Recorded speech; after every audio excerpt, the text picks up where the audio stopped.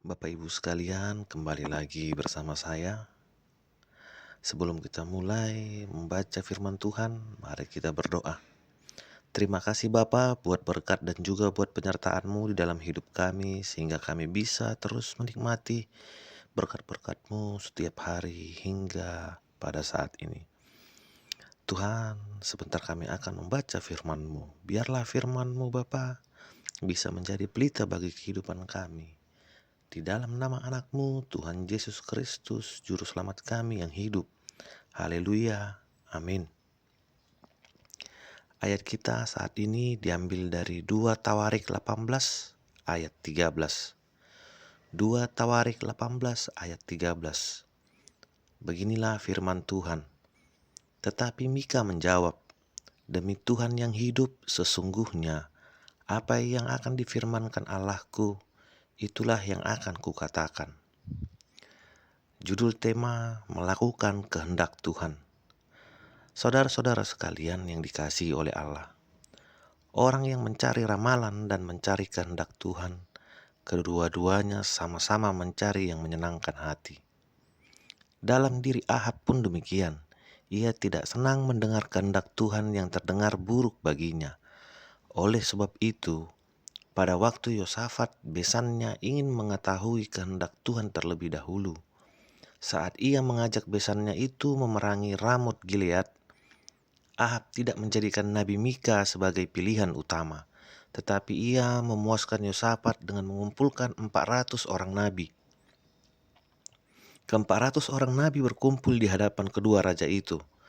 Selanjutnya ke-400 itu serentak memadukan suara mereka dengan mengatakan bahwa Tuhan mendukung rencana kedua raja itu. Raja Yosafat belum yakin dengan suara kenabian mereka. Karena tidak ada pilihan lain, maka Raja Ahab memanggil seorang nabi lagi, yaitu Mika, yang diyakini Ahab dapat diminta petunjuk Tuhan. Walaupun Nabi Mika adalah nabi yang menyampaikan suara kebenaran firman Tuhan, Ahab tidak menyukai Mika, sebab bagi Ahab, Mika tidak pernah menyampaikan hal yang baik, selalu saja hal yang buruk. Padahal Mika hanya menyampaikan apa yang dinyatakan Tuhan. Tapi karena diancam oleh suruhan Ahab, mulanya Mika mengikuti saja pendapat 400 nabi itu. Selanjutnya, karena didesak oleh Ahab, maka Mika mengatakan yang sebenarnya.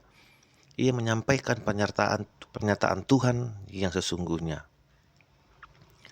Hal-hal yang kita inginkan tentunya mendengar dan menerima yang baik-baik saja.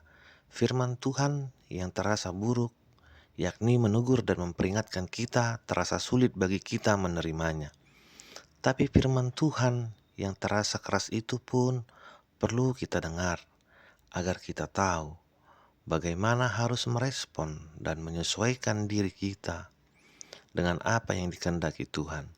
Sebab di saat Tuhan menegur dan mengingatkan kita, sesungguhnya Tuhan sedang memperlihatkan bahwa Ia mengasihi kita dan menginginkan kita hidup di jalan-Nya. Amin. Sekian dari saya, sampai berjumpa kembali. Salam.